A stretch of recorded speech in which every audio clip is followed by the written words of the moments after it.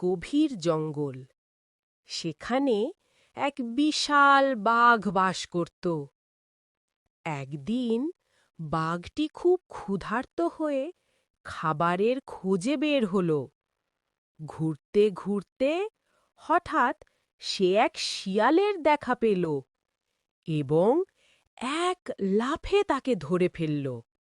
আজ অনেক দিন পর ভালো শিকার পেয়েছি।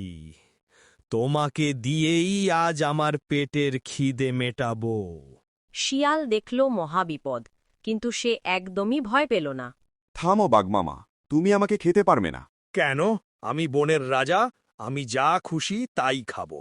তুমি জানো না, স্বয়ং সৃষ্টিকর্তা আমাকে এই বনের নতুন রক্ষক হিসাবে পাঠিয়েছেন। এখন থেকে বনের সব প্রাণী আমাকে মান্য করবে। তুমি যদি আমাকে খাও তবে তুমি অভিশপ্ত হবে। বাঘ এই কথা শুনে থমকে গেল, কিন্তু পুরোপুরি বিশ্বাস করতে পারল না। তোমার মতো ছোট প্রাণী বনের রক্ষক? প্রমাণ দাও। বিশ্বাস হচ্ছে না? ঠিক আছে, আমার সঙ্গে চলো। আমি আগে আগে হাঁটব, তুমি আমার পেছনে আসবে। দেখবে আমাকে দেখে বনের অন্য প্রাণীরা কিভাবে ভয়ে পালিয়ে যায়। বাঘ রাজি হল। শিয়াল সামনে বুক ফুলিয়ে হাঁটতে লাগল, আর বাঘ তার ঠিক পেছনে চুপচাপ আসতে লাগল। হরিণ, খরগোশ আর বানরেরা শিয়ালের পিছে ভয়ঙ্কর বাঘ দেখে পালাতে লাগল। বাঘ ভাবল, আরে সত্যিই তো, সব প্রাণী শিয়ালকে দেখেই পালাচ্ছে। হুজুর, আমাকে মাফ করবেন, আমি বুঝতে পারিনি আপনি এত ক্ষমতাশালী। আমি এখনই চলে যাচ্ছি। এই বলে বোকা বাঘ প্রাণ ভয়ে উল্টো দিকে দৌড় দিল, আর চালাক শিয়াল মুচকি হেসে তার বুদ্ধি দিয়ে নিশ্চিত মৃত্যুর হাত থেকে বেঁচে গেল। গল্পের নীতি: গায়ের জোরের চেয়ে বুদ্ধির জোর অনেক বেশি। সোনারপুর নামের ছোট্ট এক গ্রাম। চারপাশে সবুজ ধানক্ষেত, নদীর ধারে তালগাছ আর পাখির কিচিরমিচির। গ্রামের মাঝখানে এক ছোট্ট ঘরে থাকে এক কিশোরী মেয়ে। নাম তার কুমারী। সে সবার প্রিয়, নিষ্পাপ ও হাসি খুশি স্বভাবের। আজকে আবার আমি ফুল তুলতে যাব। মা বলেছে দুপুরের আগেই ফিরতে হবে। যাও মা, কিন্তু জঙ্গলের ভেতর বেশি দূর যেও না। শুনেছি সেখানে এক জাদুকরি গাছ আছে। জাদুকরি গাছ? ওমা, ওটা কি সত্যি আছে নাকি গল্পের মতো?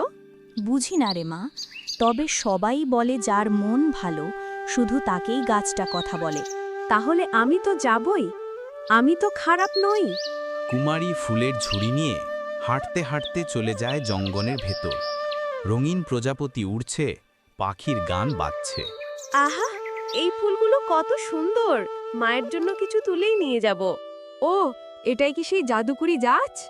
গাছটা যেন হালকা করে দুলে ওঠে। গাছ গভীর মিষ্টি কণ্ঠে, হ্যাঁ, আমি সেই গাছ। সবাই ভয় পায়, কিন্তু তুমি ভয় পাওনি কেন? তুমি তো ভয়ানক নও, তুমি তো খুব সুন্দর। গাছটা হাসে, তার পাতা থেকে ঝরে পড়ে আলোর ফোঁটা। তুমি নিষ্পাপ বলেই আমাকে দেখতে পেরেছ। আমি সবসময় তাদের লুকাই যারা মিথ্যা বলে, লোভী বা নিষ্ঠুর। তুমি কি আমার বন্ধু হবে? হ্যাঁ, তবে এক শর্তে, তুমি কাউকে বলবে না আমি কথা বলি। বেশ, গোপন রাখব। গাছটা বলে, আমি তোমাকে 3টি জাদু দিতে পারি, তবে ব্যবহার করতে হবে শুধু সৎ কাজে। 3টি জাদু? কেমন জাদু? প্রথম জাদু হলো যে কোনো শুকনো জায়গায় ফুল ফোটাতে পারবে। দ্বিতীয় জাদু হলো ক্ষুধার্ত প্রাণীকে আহার দিতে পারবে। তৃতীয় জাদু হলো কারো মন খারাপ হলে তাকে হাসাতে পারবে। কুমারী চোখ বন্ধ করতেই গাছের পাতা থেকে 3টি আলোর গোলা এসে তার হাতে বসে। এই আলোগুলোই তোমার জাদু।